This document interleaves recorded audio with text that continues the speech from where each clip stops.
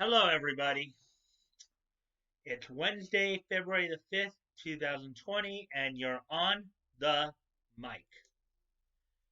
So, on today's episode, I'm going to give a Toonami update. I initially was thinking about talking about the Christian Yoshi situation, but then as I was doing my research, I realized this is all over a video that he did. He's already taken down since since I don't have a copy of the video or anything.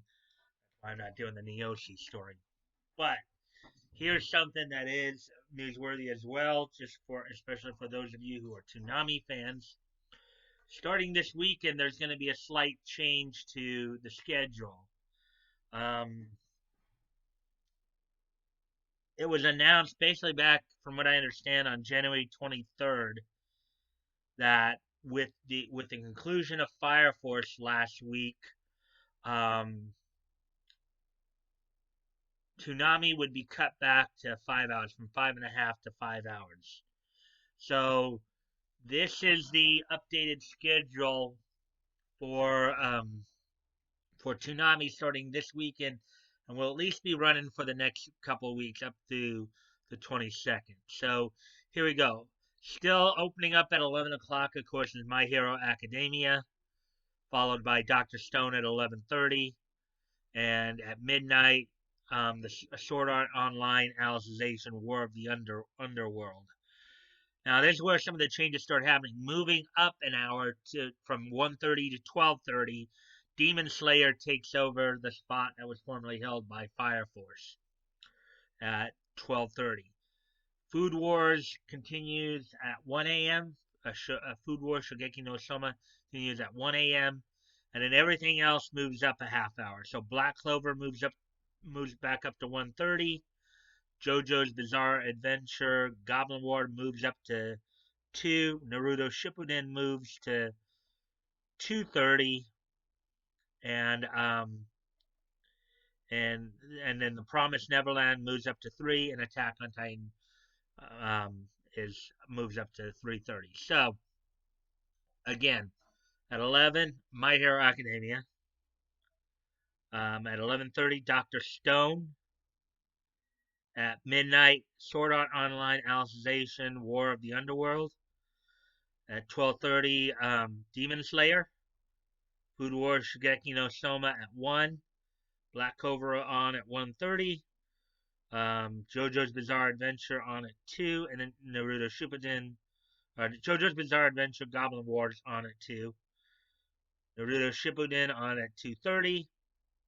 The Promised Neverland on at 3. And then Attack on Titan at 3:30. So basically now they've cut it back a half hour rather than just replacing Fire Force with the new show. Now they've cut it back to 5 hours. So if you're wanting, and of course the newer stuff is on up until about 2:30.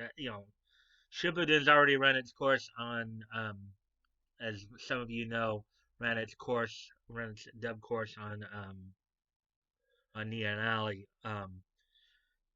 So there are still some of us like myself who still are watching the show as it's running. And then Promise Neverland and Attack on Titan are, of course, reruns. But other than that, everything else is, new. So with that,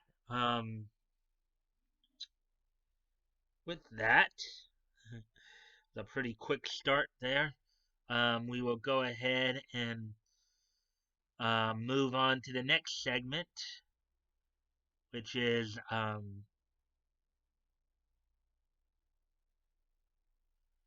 move on to the next segment, which is this day in each history segment. So on this date,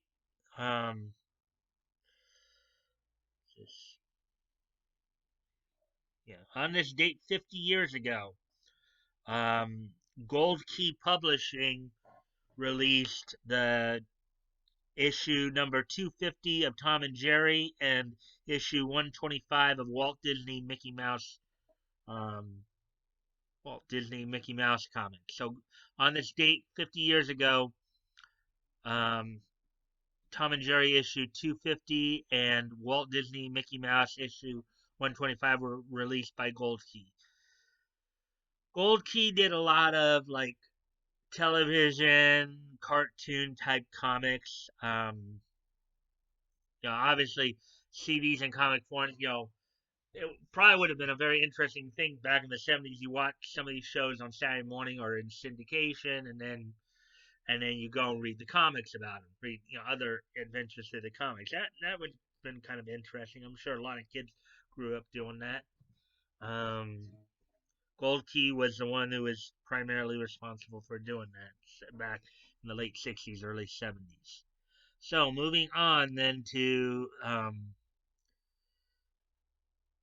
in 1983, we got a couple of things from 1983. One from anime and one from so on this date in 1983 in the States here, the Dukes, an animated cartoon series based on the comedy Dukes of Hazzard, um, debuted on this date in 1983, um, as well as on this date, while the Dukes were debuting on this date in 1983, on this date in 1983 in Japan, the anime series Aura Battler Dumbine, um, literally translated as Holy Warrior Dumbine, was debuting on Nagoya TV on this date in 1983.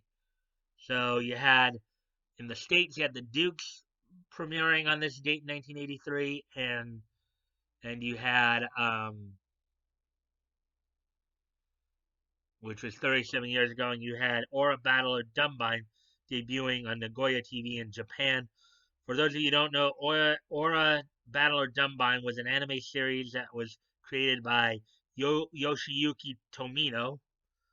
I know I said his name yesterday, I believe he had another one that come out recently, and it was produced by Sunrise Studios. So on this date in 1983, the Dukes and Aura Battler Dumbine both premiered. The Dukes here in the States and Aura Battler Dumbine in Japan. So moving on then. Last but not least, 20 years ago today, on this date in 2000, CZW Night of Main Events took place on this date in 2000. CZW is Combat Zone Wrestling. It was, as many people know, in the the mid to late 90s into the early 2000s, there was an upswing on the idea of here in the States of hardcore wrestling. Idea of using weapons being legal and taking a lot of huge bumps. On this card, of course, you'd have the Cajamarino brothers become defeating the CZW Tag Team Champions, the Thrill Kill Cult for the CZW Tag Team titles. You had Rick Blade retain his junior heavyweight title. You had John Zandig retain his CZW heavyweight title by defeating TCK and Wife Beater. And yes, there was a wrestler by the name of Wife Beater back then. As I would understand it, I think he actually did wear a wife beater during his matches. And then Justice Payne became the first Iron Man champion by defeating Nick Gage. And then in a three-way, no rope, barbed wire, cactus death match, Kronos, who I believe was same Kronos of Eliminator, the late John Kronos of Eliminator's fame, I believe. Let's see, yeah. Late John Kronos of Eliminator's fame, the partner of Perry Saturn, the Eliminators in ECW. On this date in 2000, he would win a three-way, no-rope, barbed wire cactus death match from Lobo and Madman Pondo. So yeah. So basically, That's what happened in this day in Nietzsche history. Um,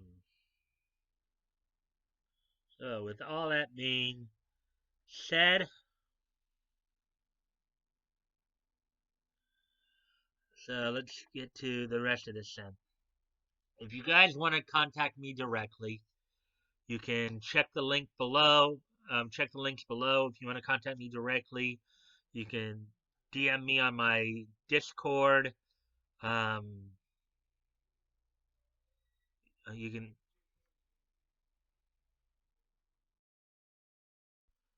So as I was saying, if you want to contact me directly, you can check out my. You can DM me on my Discord. You check out the Discord. You can join it if you'd like. Also, as you know, I'm promoting a bunch of different dub companies. Funimation is not the only game in town. There's other dub companies you can their work you can check out. Um, Also, I'm still promoting the GoFundMe's. As always, never feel like you have to donate. If you have the means to and it's on your heart to do so, please consider donating. If you've already donated, please consider donating again. And if you cannot donate, you can still help out the causes by, sharing the link. Sharing is caring. You never know. Maybe somebody in your circle of friends will, want to help. Also, also, um, Also, if if you like this content, please consider liking, commenting, sharing, and subscribing. I always look forward to the conversations with you guys, as long as they're civil and respectful. Um, and with that, and I usually will respond pretty quickly.